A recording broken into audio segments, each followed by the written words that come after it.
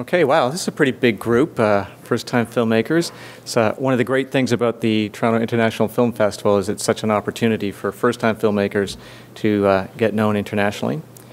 So I was told that you guys have been talked to a lot this morning and that there wasn't as much back and forth as there can be, so maybe not as much interaction with you guys asking questions and trying to figure out what you specifically want to do with your own films.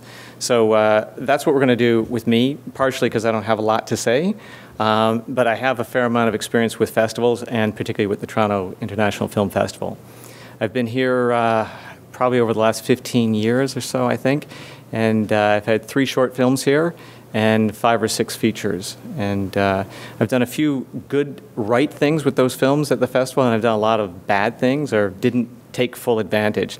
So the opportunity you have now is to find out what I did wrong, and I'm always happy to say what I'm bad at and what I can't do well or didn't do well. So that's probably what's going to be the most instructive if you haven't already got everything you need today. It's to talk about how to make the most of this festival so that you can do the best for your film. And I think not just for the film, I think you all need to be thinking about your future and your future careers. I'm sure that's uppermost in your mind. And sometimes what's best for the film isn't best for your career and vice versa. So I've often found that there's a balance between those two things. So I'll talk about what I think are the priorities. I'm sure they've already been hit on by everybody who's come in here. You know, pre-plan, you've got to know what you want to accomplish with your film. You want to set your goals. You want to know who's going to come here and who you think you need to meet in order to help push that film along. I don't think I can say anything new there. What I can do is I can probably talk about priorities a little bit from the point of view of filmmakers. It's always been one of the things that I've had to do with every film, whether it was a bigger film or a smaller film, and I'm here this year with a very small film with a director who's not very well known and internationally is not known at all. So it's a little bit like a first-time film. It was made for under $3 million. So actually this year I'm very much in the same boat as probably most of you. And you know, I know some of the right people, but there's more people I need to know to help that film. And I think that's probably one of the key things for all of you guys. It's you need to know people. You need to meet more people to help really push your movies along. So if I could just quickly get a show of hands, who has short films here? Wow, okay, that's a lot. And everybody else features, I assume. Okay. All right, well, we shouldn't push this too much in favor of features. We should be talking about both shorts and features. So you guys really need to be vocal, and if there's something you want to know or something you want to discuss, make sure we're talking about it. I'm sure Charlotte and Christina feel the same way. So we'll make this very, very interactive. I'll talk about the priorities, and I'll just tell you, I wrote them down because I would forget. What are my priorities when I come into a festival? And it's easy for me to write these down and say those are my priorities. Often in practice, things are going on or we're so busy going to a festival, I don't do half the things I suggest people do. So again, do as I say, but not necessarily as I do. And you'll probably do better than me then. So I always think the first thing coming into a festival is the profile of your film. You want to figure out how to elevate the profile as much as possible. And sometimes that's because your film already has a distributor and you want to get it out into the public and it's going to have a release shortly afterwards. I don't know if anybody's in that boat. Does anybody have a film with a distributor that's going to be released after the festival? Great. Okay, so all right, so the two of you have a very different goal from some of the others here. I mean, it's really about profile and getting the media, getting the interviews, all of that stuff to happen. And Charlotte and Christina can talk about this more than I can about banking interviews and that kind of thing. For the rest of you, you don't have distribution or you don't have it imminent, is that right? Okay, so that's really a key thing. And that's one of the things that you can get out of the Toronto Film Festival. You can't always get distribution for your film necessarily, or the best distribution for your film, or bring on the best sales agent, but that needs to be the goal. The secondary goal for me is always the second film that comes out of all those conversations with those distributors and those sales agents, because those are the people that are going to allow you to make another film. So often that ends up being kind of my first goal. Now it's different for me now because I've made several films, but I've come to the festival with first-time filmmakers a couple of times, first-time directors, and it's often been the agenda, okay, now we need to figure out how to get the next film for this director or this writing, directing team or whatever it is. So that's a really important thing when you go out and start meeting distributors and sales agents. You need to think about your existing project, but also what the future ones are. So that's profile, it's distributors. I think your own profile as filmmakers is very important and really hard to establish with a first film. But it is an opportunity, and it starts, and people do have memories. So what you accomplish at the first festival can help at the second one and can help at subsequent years with subsequent films. So it's really important to try and take that best first foot forward, and we'll talk about ways to do that later on. And ultimately, I think one of the most important things you can get out of a festival, especially one like Toronto that is very international, are relationships. You really want to get out there, you want to meet as many people, including filmmakers, other writers, directors, and producers, especially producers if you're writers and directors, and distributors and sales agents. You really need to know those people. The industry only works by those relationships. And whatever it took to put together your first film, often it's much, much harder to make the second one. Or to go from a short film to a feature film is incredibly difficult. And again, relationships are the most critical thing. And the tricky thing with relationships is you never know which one or which ones are going to be important to your future. So, yes, please. Why do you say it's harder to make a second feature? The first feature is usually made because you don't... Oh, sorry, do you want to... Why is it, I'd like to know why. I'd like to know why is it harder to make your second feature after you made the first? I heard you just as well as the first time. He wants to know why it's harder to make the second feature than the first. My name's Simon Davidson. I made a film called The Odds, a murder mystery set in the world of illegal teenage gambling. I'd like to know why is it more difficult for me to make my next feature after that pitch? All right. Well, it isn't necessarily going to be more difficult for you, but it often is more difficult. And one of the reasons is people make their first film by mortgaging their lives entirely. And you can't do that twice, usually. You can't live that way twice. So it means that you need other people to believe in you. You can often make your first film by believing just in yourself. And you can get people to contribute time. But getting people to contribute money is a very, very different thing. And that's often what you need for the second film. And that's why something like TIFF is so critical. That's where you will meet people who can sometimes come to the table with money and allow you to make that second film. So we can get into all that stuff. We can treat it like a bit of a case study. Again, I've had short films here and some that I've handled well and some that I haven't handled very well. And I've had feature films here and at other festivals. So we don't have a ton of time, but we'll just get into and talk about those things. And I'll just tell you the things that have worked for me and haven't. And I think right now, I think Charlotte and Christina are going to come up and do a quick little précis, and then we'll get back into it. Thank you. We thought we'd start out by telling you a bit about E1 in general, so I'm going to let Christina do that, actually. Okay, so Entertainment One, also known as E1. We're a distributor that we do theatrical films in Canada, the UK, Australia. We're building up that way. Benelux. In the US and also in the Benelux. And then we also do home video distribution. We have a network in Scandinavia, France, Germany, South Africa. Is there a fifth? I think that's it. Scandinavia? Yeah. And then we also have, in addition to our film side, we've got a very large television side where we do production, distribution, and sales. We also have a music side and a physical distribution side. So we're quite a large company. Our group, which is split between Toronto and Montreal, is a very small pocket, and we do international sales specifically. Of theatrical feature films. Exactly. Some Canadian, our slate is probably about 50% Canadian, 50% international. Is that fair? Yeah, and for some reason, we have a lot of Australian films right at the moment. Yeah, we've become very popular with the Australian producers. And actually, we're seeing some really exciting stuff coming out of Australia. But we get on board with films anywhere from the script stage, that's usually where we are getting involved, but sometimes we're acquiring finished products as well. We like to get involved with the strategy of the festival strategy for a film and how we're going to launch a film. So we like to come on board early if we can.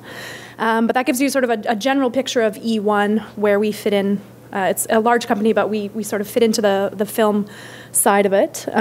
Do we want to talk specifically about? Well, I mean, I guess I could say, too, for our division, the films that we handled last year were Incendie, which was in TIFF. Animal Kingdom, if any of you know that movie, Wasteland, which was a documentary that was Academy Award nominated, a movie called Wrecked, which was a Canadian film as well, with Adrian Brody, which we did actually very well with financially.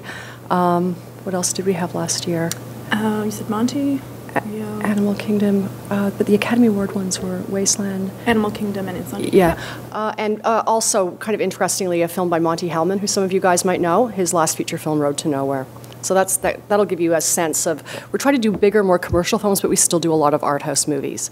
And we've also had quite good luck with genre films. We have something called Hidden 3D right now that we've made a lot of sales with. And I just recently went to Colombia, where we got very excited by a small budget, I don't know, sort of horror movie. And I think we're picking up something that's similar, but from a completely different part of the world, which is a similar film from Australia. So our taste is fairly broad, I guess.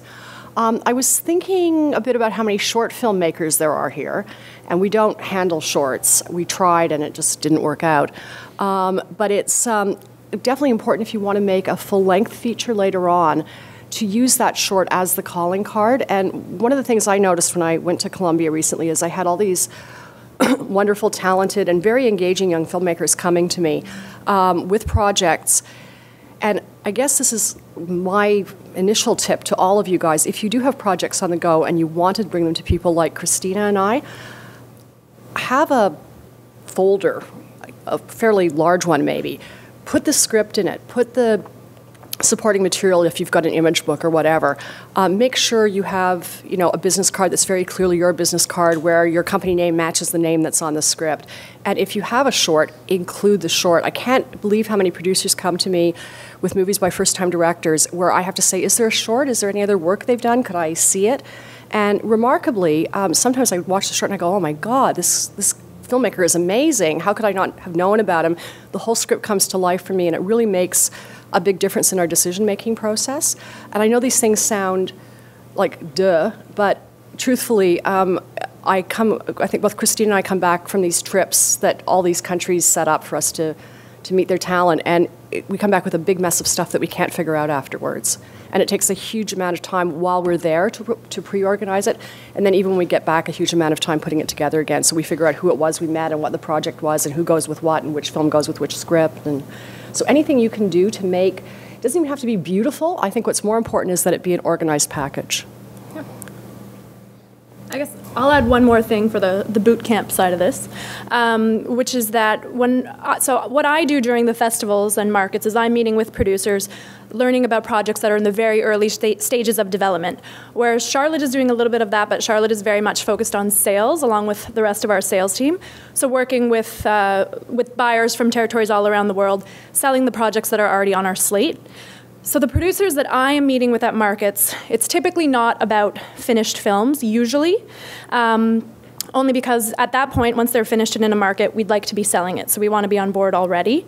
So the producers who I sit down with at TIFF or at other festivals are usually pitching me projects that are very early on, and I think Charlotte's point about having that full package with previous work is really, really important.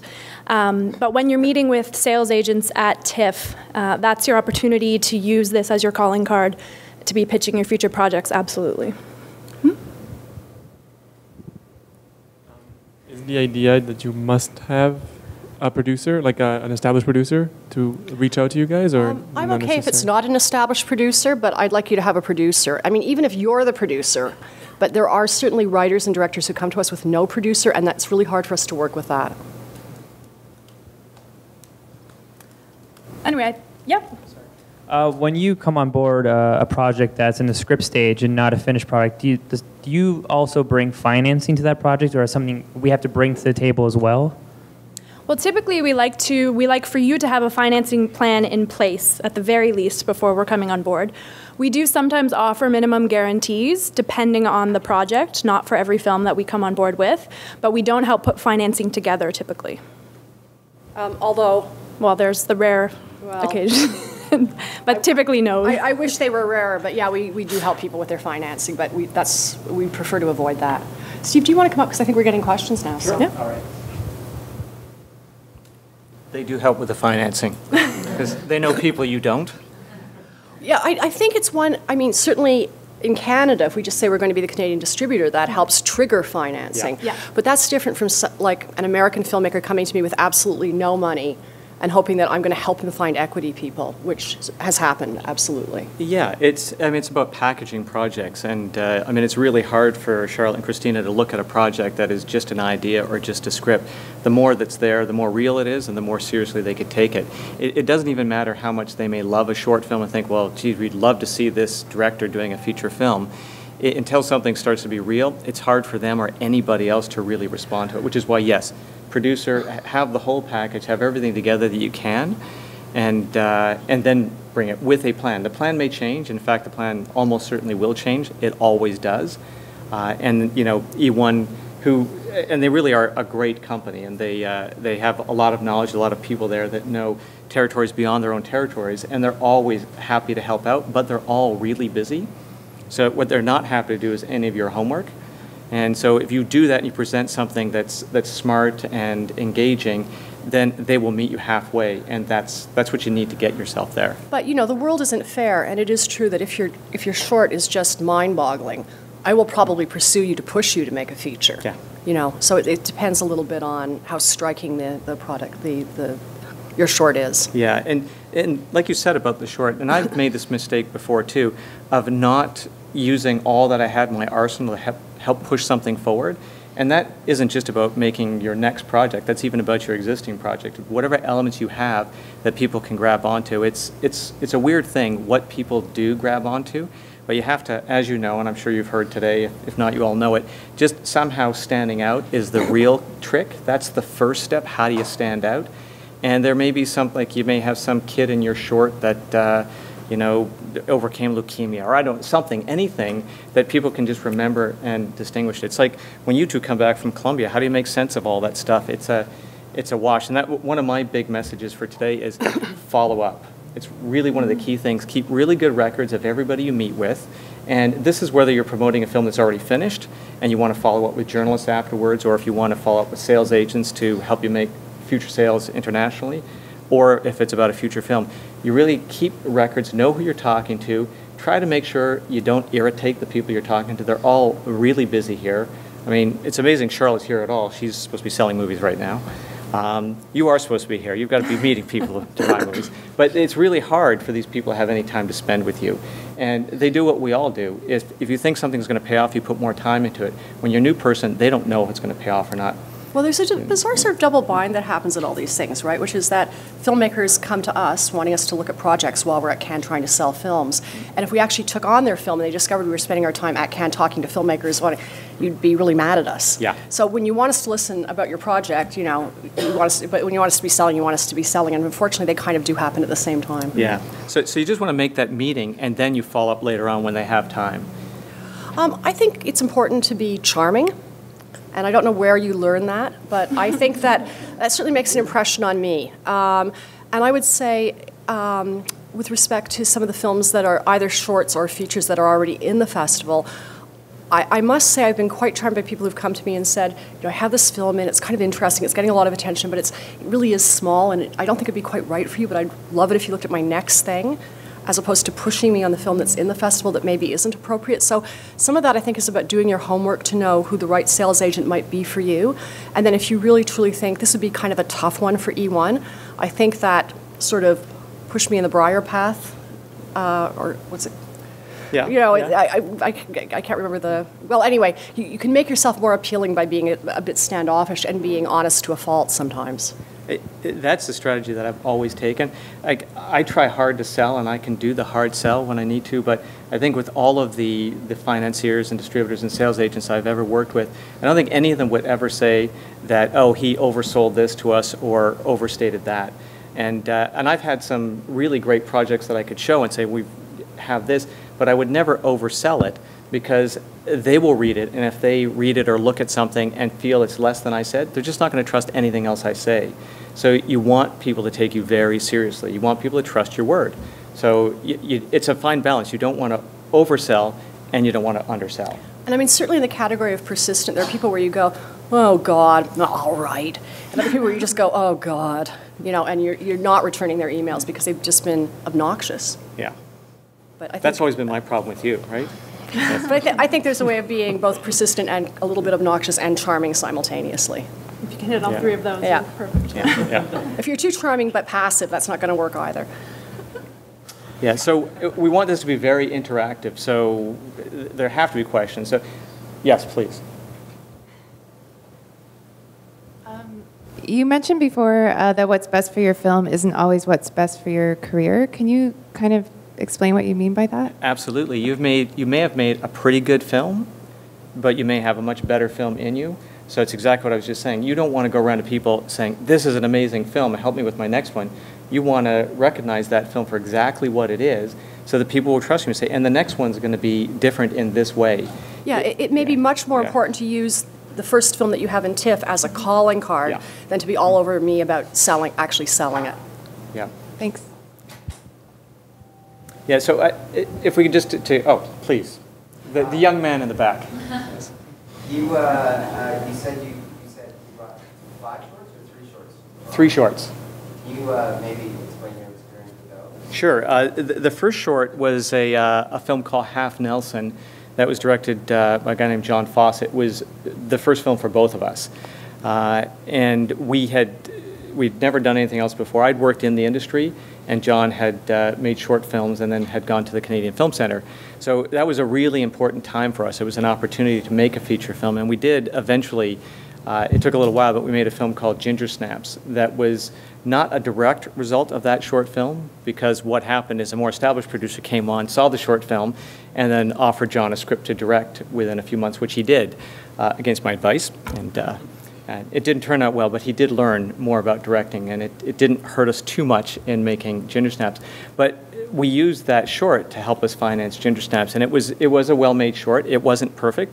It had some strengths and weaknesses, and I very much used it in the way that we were just saying. I didn't go to distributors and say, this is a brilliant short, this guy's going to make Citizen Kane. I said, here's what's great about this, and here's what's great about this director, and then we had a script written by a different writer who hadn't been involved with the short, and I was trying to leverage all the benefits we had. Leverage is a big word for me when it comes to trying to get anything made. You've got to leverage anything that you can have that will make it work. And so John was seen as kind of a young, hot filmmaker at that time of short films. And so we just milked it for everything we could, that, you know, the next thing he should do, of course, is make a feature film. So there was that, and a couple of other shorts. That was kind of the one that, for me, introduced me to festivals in the first place. And I didn't know anybody. In fact, the next film, there were a couple of shorts, and then the next film that was a big experience for me at a festival was Ginger Snaps, and it was here. And I didn't know anything about international financing other than the distributor of John's first feature, which I advised him not to do. Wasn't happy with how that film turned out, but loved John. So again, I leveraged that. I went to them and said, we've got this great project that John's going to direct. And then some relationships that I had at Lionsgate, which was at that time just a Canadian distribution company, and Telefilm, and just all the different things we could do to put the money together. But it was really a Canadian movie. It was not beyond that, despite the small American company who went bankrupt while we were making the film, which was a huge nightmare. But we got the film made and we were in the festival. I didn't know anything about the international world, but because Lionsgate was selling the film internationally, I made a point of getting to know the salespeople at Lionsgate. And this is what I was saying earlier. The relationships are really critical. You need to be able to call up people like Charlotte and Christina, and they need to want to talk to you, and you really want to talk to them. You want to hear what they have to say. That's what's going to help you. In the case of Ginger Snaps, we had this guy, Nick Meyer, who ended up being the president of international sales at Lionsgate, then president of Warner Independent, or Paramount Advantage, now has a great sales company called Sierra Affinity. He and Joe Drake, who's now the president of Lionsgate, were the 2 sales guys for Ginger Snaps. So I made a point of getting to know them before we delivered the film. So we were still working on the film. I called them up, talked to them, got in a big fight with Joe about posters. And but again, I didn't agree with what he was saying. He didn't agree with what I was saying. But I was also respectful with what I was saying, and he respected that I was saying something I believed and not being obnoxious about it, just being strong about it. So we kind of bonded over our disagreement. And then during TIFF, we had a couple of studios that were interested in the film for the U.S. But Lionsgate had done a handshake deal on the UK deal. And what that would have done was precluded my US deal with Fox. So that became a big issue, and it was because of my relationship with Joe and Nick. They held off that deal and held off it for a week while we kept setting up during the festival. This all happened during the festival. New screenings for all the Fox executives. There ended up being 12 people that came to see the film. And if I didn't have that relationship with those guys, there was no percentage in it for them. They'd already sold the movie almost everywhere. So the fact that, and there were going to be no bumps if it had a U.S. release, they really did it because they didn't think we were assholes. They liked us and they wanted us to do well. So you need to have those relationships. And if I didn't have that relationship, I don't think I would have even known that it was possible to get out of the UK deal. As it turns out, the Fox deal didn't happen and lots of other things did. But again, that relationship was critical. And I knew going into the Toronto Festival that I needed to know those people who would be selling the film. So, yes? You said that, just in regard to short films, you said that there were a lot of things you were glad you did, and there were a lot of things you were upset that you did or didn't do. Could you go through some of those points, maybe? Sure. What I didn't do right? What I didn't do right is I didn't prep. And I would say that's the case for most of the times that I didn't take full advantage of a festival, it was lack of prep. And usually, and it's maybe the same situation for a lot of you, just so busy with the next project that it's sometimes really hard to look at what you have. And it's, again, so critical to leverage whatever you have, because what you have is real right now. That future project isn't necessarily real. And so that was the problem that I had with a few films that I brought to festival. Just didn't have time to do the homework to find out that Charlotte would be here or Christina would be here to talk to those people. So that's the number one thing, like do the prep, find out who's here, set your goals for your film, and if you have a sales company or distributors on board, talk to them, try to figure out with them what would be best for your film at the festival. Again, for shorts, it's a whole different thing, but you probably have an idea, if not a script, for a feature. And if you don't, meet people here. I think there's another thing I'm going to say, which is maybe I shouldn't say it, but I will. You do have to leave, you can't be so anal retentive, there's no room for accidents. And I always, I think this applies to filmmakers too, I always remember the first time I went to the Venice Film Festival, and it's a very relaxed festival, and a lot of buyers are kind of quasi on vacation. And I was terribly worried about how expensive it was for me to be there, and I was concerned about the film that I was selling because it was difficult. And I ran around like a maniac trying to find buyers and trying to make meetings, and nobody wanted to meet me, and I couldn't find anybody. And finally, and I wasn't enjoying Venice at all, which is a shame because it's on the Lido and it's beautiful and bucolic. And I finally sort of gave up, went back to my hotel, which was at the time des Bains, which is that beautiful hotel that's in Death in Venice. And somebody had told me about the pool, so I thought I'd wander over to the pool. And guess what? I found all my buyers at the pool. And I think, and the last time I went to Venice was last year with Insandi and Road to Nowhere. And it wasn't like I didn't work, but I rented a bicycle and I tried to act like I was really relaxed. I tried to enjoy it, which I think actually the buyers appreciated because all they want is a sales agent looking like they really want to do business, and wonderful things happen. So I think you've got to be a little bit open to serendipity. I mean, this is your opportunity to learn, to hang out with your colleagues, to go to parties. I mean, get drunk, but not too drunk so that you make a fool of yourself. But, you should be having a certain degree of fun, especially with shorts, I think, because they're not likely to sell that well. I mean, this isn't about the money. You made this to maybe talk about something that was important to you, to show off your talents. Now bask in the light that Toronto's made for you a bit. If you end up being such a Grinch that you don't even appear to be appreciating the experience of being in Toronto, Toronto won't be, the film festival won't be happy. You'll be less attractive if you're having a miserable time. Yeah, actually, just on that point, one of the best things that you're going to get out of the festival, even though some of you may get a way to make future films, is the fact that your film's already in the festival. You're now going to be able to say that. That's a fact. It's people will see it. It almost doesn't even matter how many people see it. It's an incredibly prestigious festival. That's a really great thing to have, especially if you're just starting out. So you've already achieved that. So definitely enjoy it. Plus, things aren't going to work out in a lot of ways anyway, so you might as well have fun, like Charlotte says. Just a question for the E1 people. If we have a feature in the festival that has no distribution or attachments yet, is it too late to take films to distribution to get ready before the festival? No, at this point, we still are. We actually just added a film to our slate yesterday. So it's, it's always possible. And there's always sales agents out there who are looking to build up their slate going into a festival as well. They know that they need more films, so it's definitely possible. I mean, you hear of people taking on films a day or two before festivals as well. Of course, during the festival. Yeah, absolutely, absolutely. I mean, you won't be in the marketing materials, but if you've got someone who sees it, likes it, and is willing to push it, then yeah, up to the last second, it's absolutely possible. It's also possible for, we've acquired films.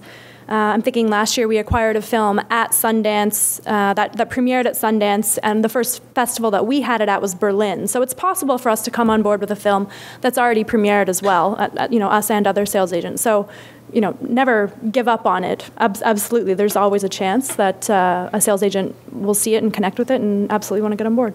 Cool. Thanks. Another thing is that we're actually really nice, and we don't tell, if we don't like your movie, we don't run around telling everybody we didn't like your movie.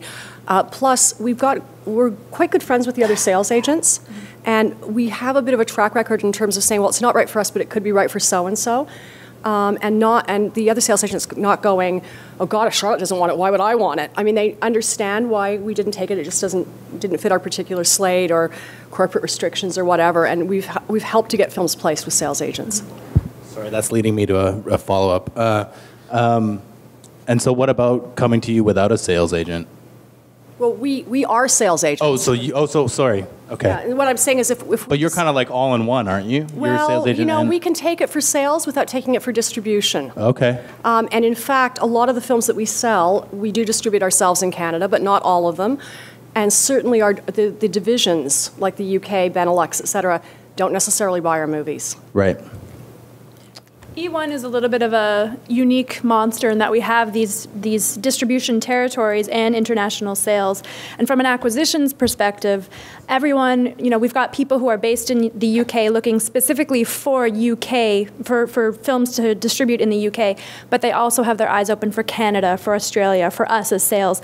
And we do the same thing. We're looking primarily for films that we can sell internationally, but if we think it makes sense for our UK team, our Canadian team, our Australian team, we'll try to get on board, get a couple of them on board, which is also one way that we specifically can bring a little bit more money to the table on some films than we otherwise could. So we're a little bit unique that way, but there are other companies that do distribution and sales as well, and people sort of have their eyes open for more than one purpose. Quite a few of the French sales agents are also distributors, for example. And, Magnolia, is a US distributor, also a sales agent. Just have a question about sales agents as well. We have our first feature film at the festival, and we've had a couple of inquiries from agencies saying, hi, we'd like to see a copy of your film. Would you mind sending it? And also, we're going to just try to get it out there, get it to a few distributors beforehand just to see if they could see the film. Does it make sense just to send the screener, which is what they requested, or having a little package with your press kit and a few photos, maybe our poster that we have, along with the DVD, so sending them a little package to try to sell them a little bit more than just sending a little DVD? What would you recommend? I would absolutely recommend sending a package. I mean, the more information that you can provide, first off, and just the better you're presenting yourself and showing, the type of effort that you're going to put in, because it really is a partnership. We're selling, but we are working very, very closely with our filmmakers. So I think it reflects well on you if you're doing that. And yeah, the more information that we have when we're evaluating a project, the better off we are. So we definitely appreciate that. And every now and then things have gotten sold, not because they were so good, but because the marketing was so good. Yeah. Blair Witch being an example. Quick question. The idea of packaging a short with a feature as a DVD sale, if it's a calling card, is there any way to kind of promote yourself and market yourself as a filmmaker through that kind of option? Does that even happen? I think that's weird. Thank you, Charlotte. I think it's weird because the DVD's for the general public, and you're using your calling card as a short within the industry.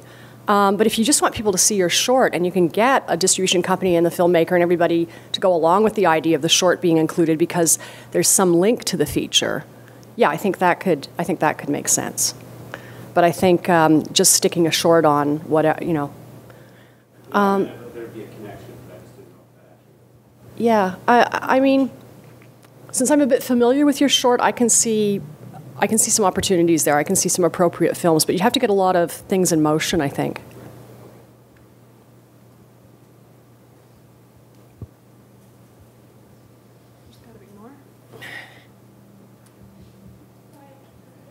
Oh, and I should also say, when I was saying that shorts don't sell very much, I think that's the case. I mean, there are some Canadian TV sales you can make, but there's some international TV sales you can do as well, and we're just not the people that do that. But there are I mean, the only company I know of is Sydney Netter. I don't even know the name of Sydney's company. It might be Netter Films. But there's a few others because I've met those sales agents. I unfortunately didn't take note of them. And there's got to be some sort of database that could guide you to that. So, I mean, all is not lost, but we're just not the right people. The NFB does distribute films they don't produce as well sometimes. Sorry, the National Film Board of Canada distributes films that they don't produce, so if you have a short that's been made, you can talk to them. And I think VOD in the States can be an interesting option. I mean, I think there are opportunities. It's just not a world that we're super familiar with. The one option that I think is really nice if your short is especially distinguished is if you can get the Wolfen people to pick it up. But I don't know how they do what they do. So. Hi. Hello. Is this thing on? Yeah. Oh, do you guys know what Wolfen is? Yeah, I don't know. Listen, I don't know that much about them, but it's a service or it's a product that's put up by the McSweeney's people. And basically it's a DVD that I think they release every quarter. And it's sort of the most unusual, provocative, artistic things that they found on TV and in the short world. And I think from time to time they've had full-length features as well.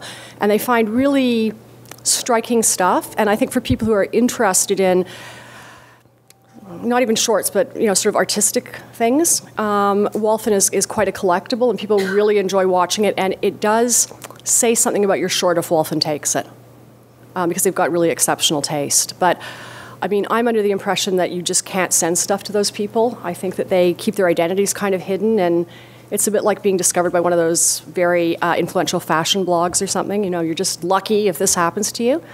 But there might be a Wolfen person at TIFF, and I guess you should all be.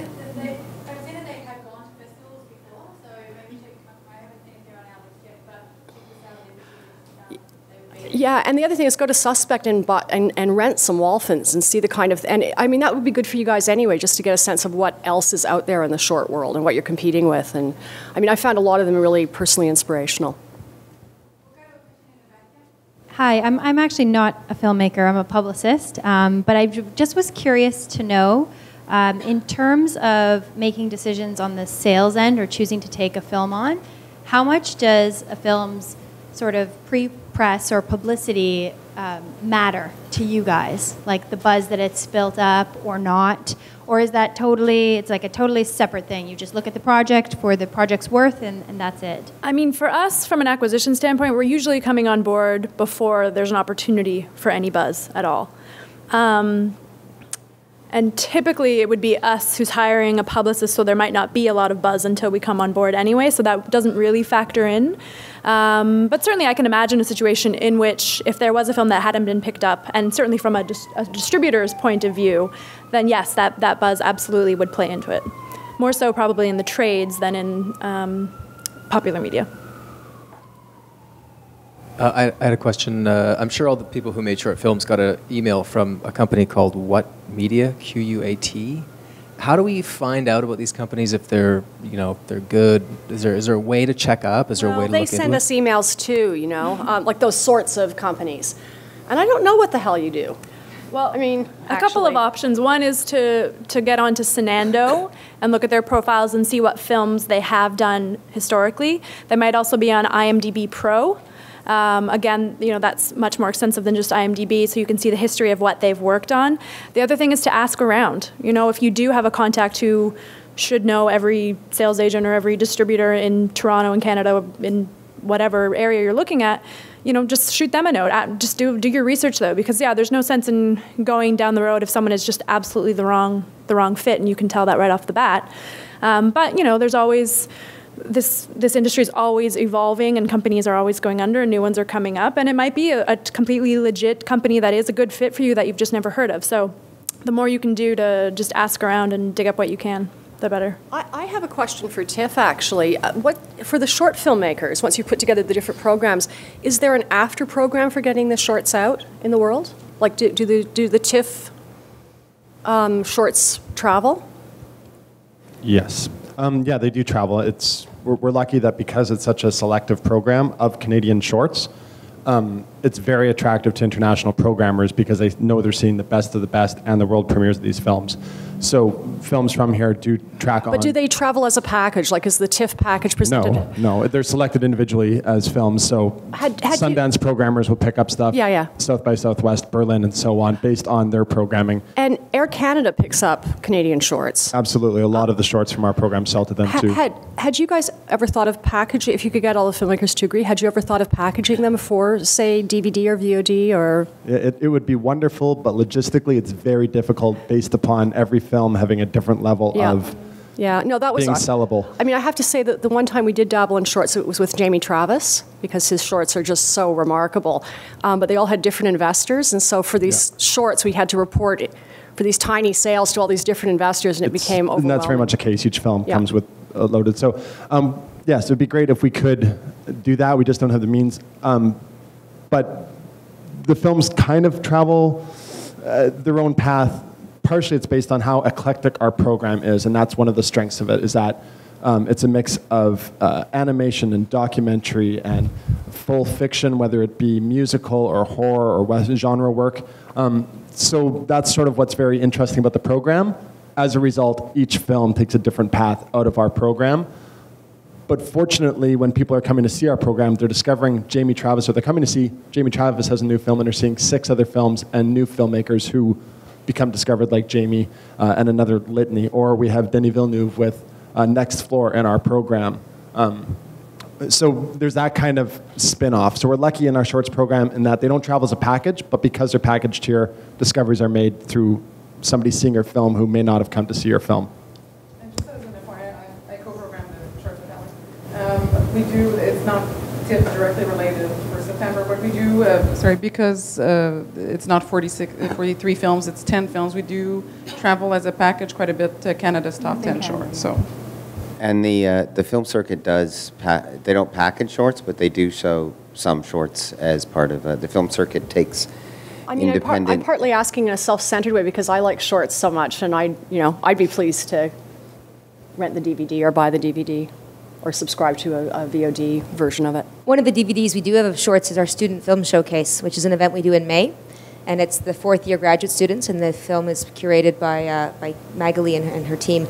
And we do create a DVD of those shorts. It's the only DVD we can create, because usually, as to Alex and what everyone's saying, there's a lot of time distributors involved, and you can't. But to what Steve was saying, a lot of these shorts will go on the road through film circuit to all across the country.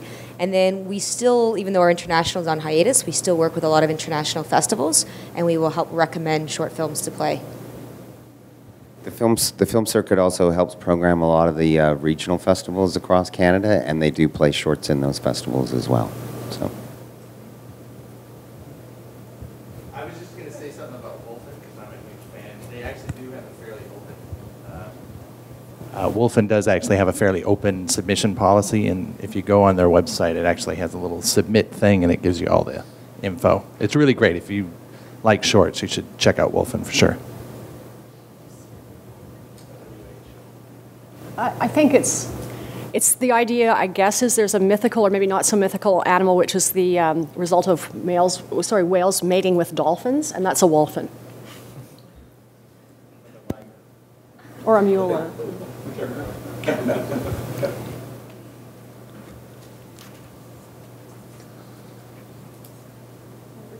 Well, we have more time, so you guys are all going to be successful now?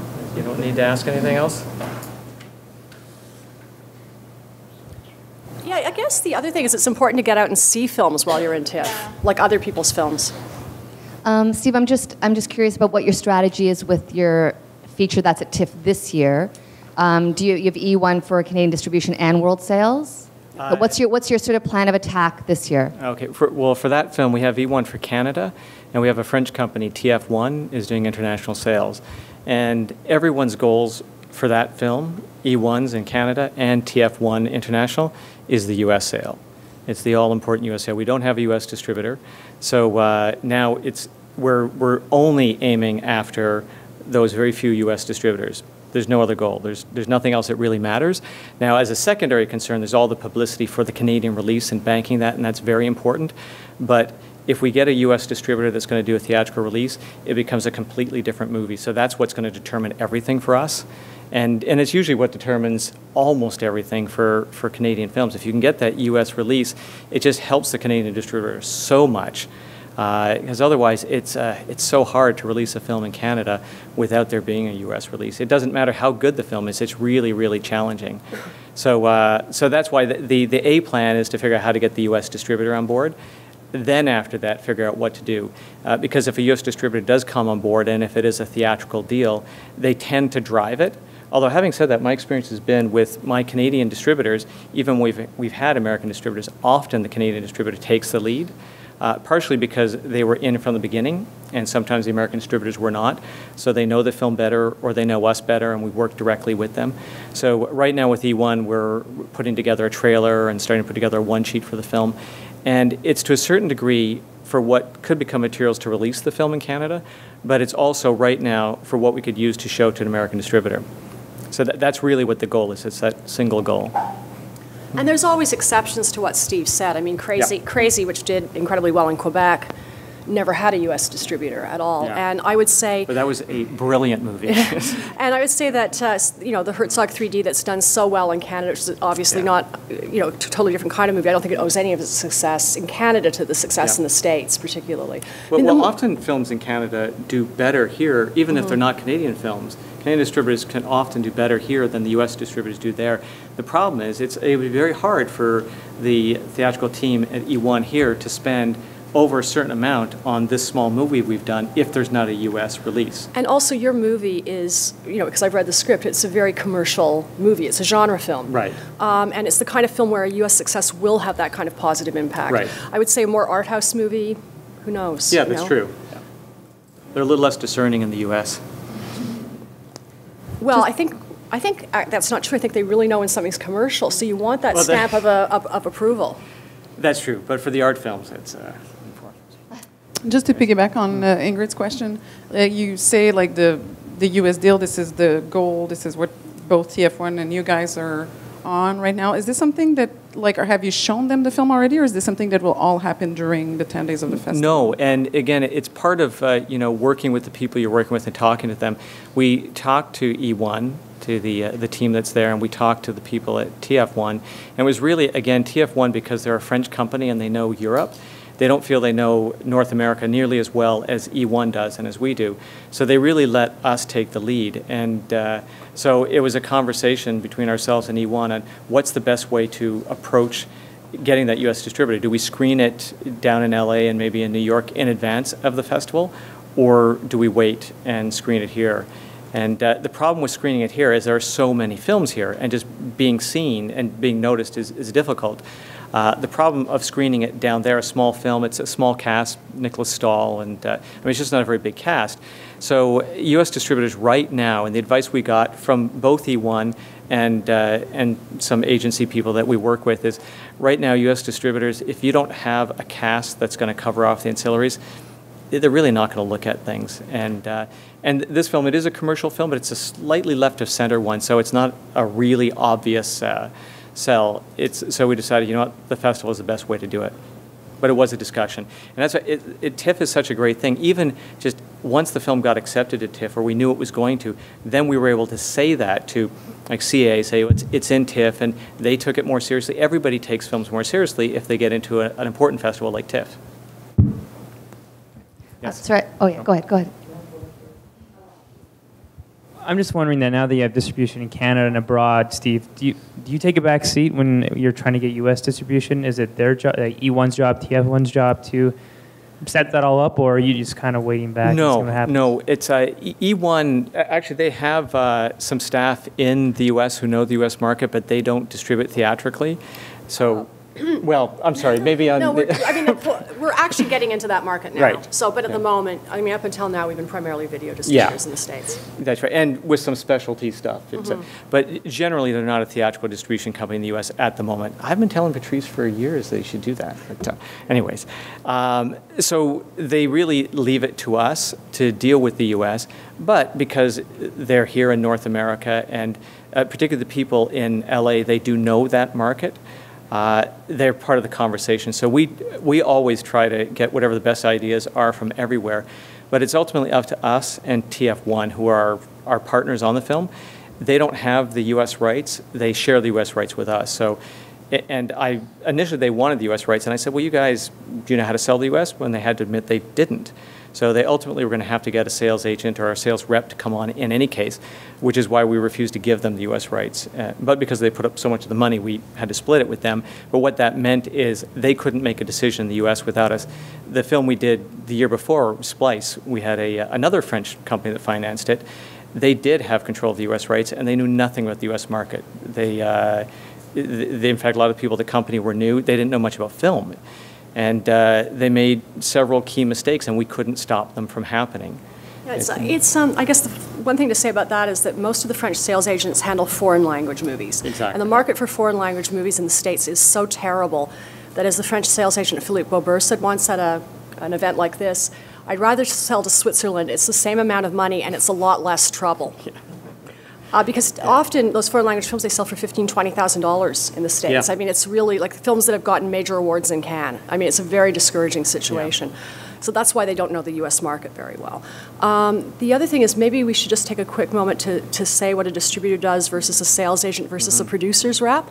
So the distributor is the entity, the local distributor is the entity within the country that actually generally takes all media, books your film theatrically, puts up the P&A in that country, and then goes out through the various ancillary media, puts it out on VOD, home video, makes the TV sales, all of that stuff. And eventually, if they make enough money to compensate themselves for the minimum guarantee that they may have put up and the P&A, they'll start sending you your sales agent or you overages. The sales agent is the middleman who sells to the distributor. So what our division does is quite different from what Brian's division does. We're not domestic distributors at all. We sell to domestic distributors. Does that make sense to everybody? Yeah. We're wholesalers.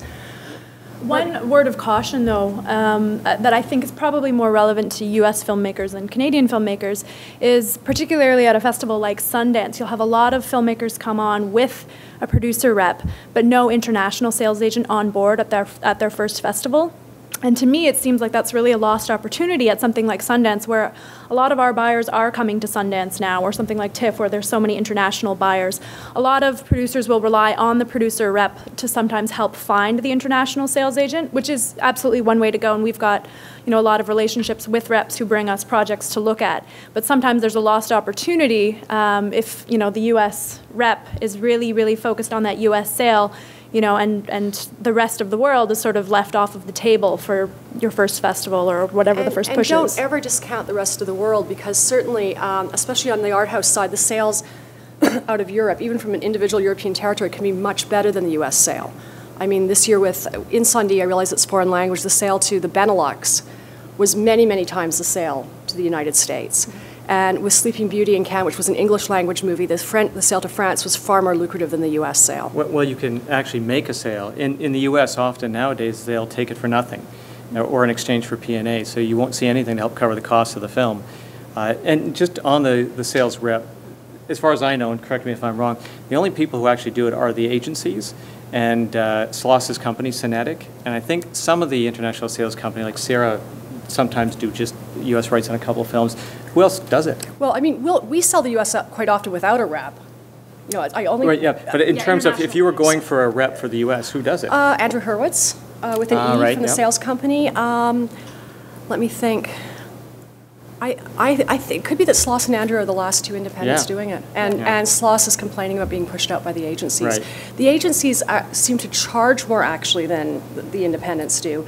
And I think the reason people are saying yes to them is not because they're so fabulous at doing it, but because they're afraid of them, because they have talent. Well, and it's also, they've only been doing it for the last few years. It's a new thing for agencies to do U.S. sales. I remember when it first started, I thought, well, why the hell would you get those guys to do it? But because they're so powerful, they now have so many of the films. They know the market, they know the buyers know them, and that's such a critical thing. But it's also, like for our film, we were talking to an agency that I work with all the time. They have 20 films they're representing here, and that's a reason to not go with them for us. It's, we're talking to one of the independents who are going to have much less films, and our film will be more unique for them. So we're weighing those options right now. But for some producers, and I don't think it would be people in this room at this stage in your career, if CAA approaches them aggressively, they'll want to say yes because they want to have access to CAA's talent. And you should. Yeah. Well, and they don't do a bad job. I mean, it's not like I'm saying these incompetent people are getting films because they have leverage. They do a good job, plus they've got access to talent. And they're smart. They are smart people. So if they want your film, probably it's because they think they can sell it. Yes. Hi, thanks for all this. I wanted to backtrack to something, the calling card topic that was up before. I have a short film called Hidden Driveway in the festival. I have a feature script that has already gone through some of the steps that you were talking about to use as the calling card for, like I have a producer and a distributor, and it's looking like it's going forward next year. But I guess my question is, in that situation, how can I still use the short being here as leverage? Well, you don't have a sales agent, right? No. So you could come and visit us, right? And say, I have this film, and I have a distributor, and everything you just said, and here's my wonderful short, and here it all is in a beautiful package with my name on it, and there you go. Okay, thank you. And do you have cast for your film yet? We have tentative, but no, we don't have. But one. I mean, you might want to speak to some of the agencies if there's if you'd like to get a star in a role. Yeah, we already have a casting agency attached. Is that what you? No, I was thinking, well, your casting agent, of course, will presumably have access to talent. But I mean, if you have your heart set on, I don't know who being in your movie, maybe you should try to figure out if their agent is going to be in Toronto and see if your lovely short won't tempt them into doing the feature with you. I mean, you may have another film down the road from that one. Maybe this film is amenable to co-production. Maybe you'd want to chat with the Telefilm Canada people from Montreal who aren't in Toronto. There are so many people you can meet. There's so much stuff you can do. Some of your crew could be here. Sure. No, thank you. I do have another project, but I feel like it's too initial to really approach people with. But well, and I mean, I think we'd all like to get to know you, right? Great. Okay. Thanks so much. Yeah, and just the final thing on that, your film isn't going yet, so there are pieces that are needed. Just figure out what those pieces are. And as Charlotte said, if you don't have a sales agent, that's one of the pieces you probably have to have. You may need more money from somewhere, like a co-production. Just figure out what is still needed. And watching the other shorts that are here in the other Canadian films is also, a good opportunity to think about the rest of your cast, if you haven't already. Yeah. Yeah, watching Canadian films, that's I watch Canadian films all the time, and that's one of the big reasons is to see the cast. And if you're not a Toronto native, maybe go to the comedy clubs and try to catch some theater as well. I am from Toronto, but no, I have a lot of the possible casting has come from watching. Charlotte, can you describe a day in your life, like a day at TIFF for you?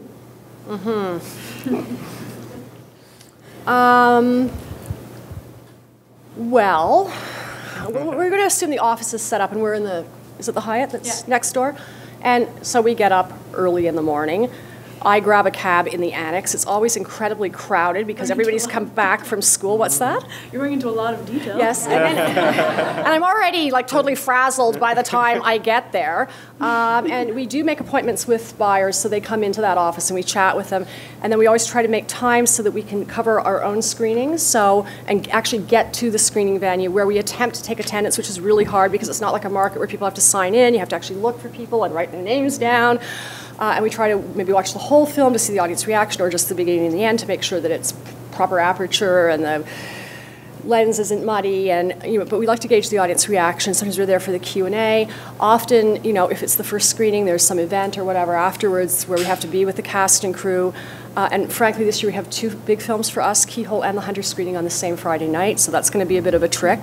Last year, I think I managed to whack my leg, so I had a huge gash in it on the bed in the office. The day after, I had fallen in my apartment against the side of a table, thereby ending up with an entire hematoma on the side of my face that made, I mean, we're exhausted. Like, you know, we're injuring ourselves by the end of it. And getting sick and in tears and, you know, all that stuff. So that's sort of, yeah, that's it.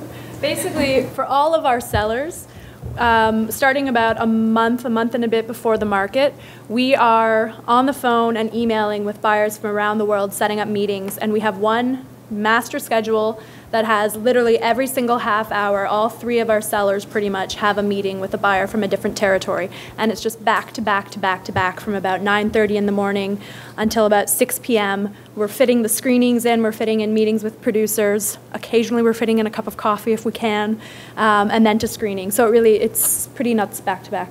Yeah, and we work all through the evening as well, going to our own screenings, going to events, and we have meetings with the buyers in the evenings or dinners or whatever as well. And we do try to do some good deeds as well. I mean, we take part in a lot of the TIFF events when we can, like the producer network thing that TIFF has, and pitch this and, you know, those sort of things too. Yeah, the biggest challenge is you know, what Charlotte was talking about before, which is balancing selling, which is why you're there, with all of the other things that are going on at the festival, and that, you know, will help us in the long term. But it's really hard to find that balance and sort of divide and conquer. But we try to cover off as much as we can. It doesn't happen so much here, but at other markets, I mean, it's really banal, some stuff like, oh my God, the sales sheets haven't come, or our catalog didn't arrive, or it did arrive, but, you know, I mean, the entire cast list is wrong, you know, because of some printing error. That actually has happened. The print didn't come in, you know. Yeah, there's always emergencies.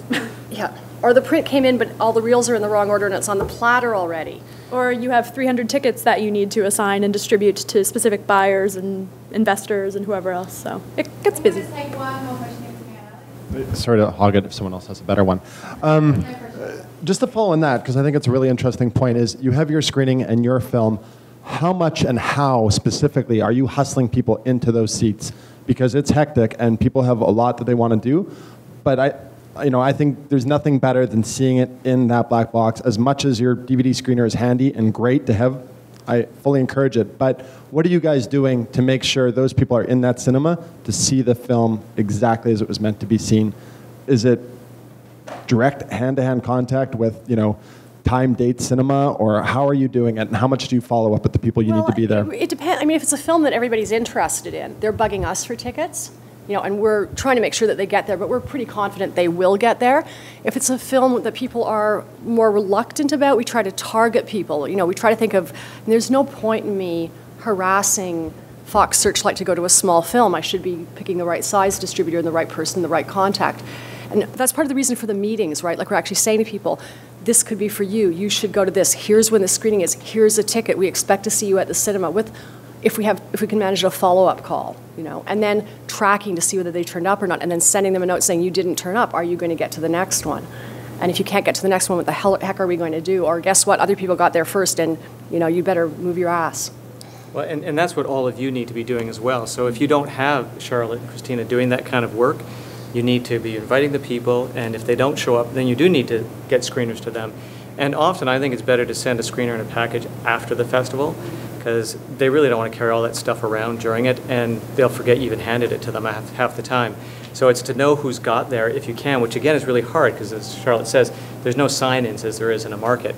But you need to try to find out who's been there that you wanted to get there and get it to whoever wasn't. Well, your press and industry, they do track who's there, who's at those ones. So, is this an email? Is it a phone call? Is it a printed card so that it's, you know, is it a stamp you put on their arm? We do flyers. We actually do a Toronto. That's what I was wondering, is how physical does this become? We do a 4-page booklet that has information. We can give out what we did for Cannes, and we'll do something smaller scale for Toronto. Yeah, just to give you a quick idea. So every film that we're selling in Cannes is getting a page or 2 pages in our booklet that we're taking all of our buyers through when we sit down with them for meetings, and we're also, you know, making sure that they're available for people who pick them up who might not have had a meeting otherwise, you know, see that the hunter is available and want to book a meeting. So we've got this, we've got sell sheets, we've got our posters up, so and it has a schedule of all our films on the back. These were actually really gorgeous to look at, but somewhat of a failure because they're so heavy, nobody wanted to cart them around. Yeah, because you get so much stuff, the buyers get so much stuff in markets. So what we're going to be doing in TIFF is much more lightweight. Yeah. And then we did this as a sort of a catalog of our older films so people could reconsider things they might not have bought in the past. So that's the insert that we did. Good, good.